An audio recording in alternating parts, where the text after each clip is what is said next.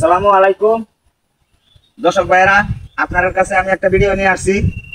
ভিডিওটা যদি আপনারা বুঝবার চেষ্টা করুন তাহলে বুঝলে আপনারা অনেক কাজে দাঁড়াইব।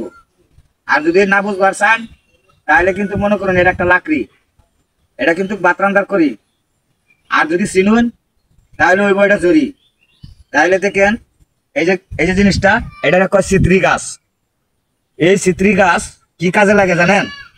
যারা যারা বাচ্চা আছে, যদি মনে করুন পাতলা পায়খানা হওয়ার সিরিঙ্গি মারি আগে, তাহলে এটারে এরম ভাবে বুক দেবা, চুলার মধ্যে কাঁচা লাগাই দিবেন। বাচ্চার মা কাঁচা এরম ভাবে চুলার মধ্যে লাগাই দিব, ইনশাল্লাহ এই বাচ্চাটার চিত্রি আগা থাকতো না।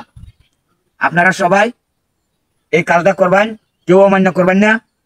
যদি দুনিয়ার গাছ গাছরা সত্য হয় তাহলে এই গাছটা কিন্তু সত্য, কারণ এটা কিন্তু হলো চিত্রি গাছ। এটাকে কেউ অমান্য করবেন না। ছোটো ফোলাফানের কার্যক্রমী, ছোটো ফোলাফানের কাজে দাঁড়ায়।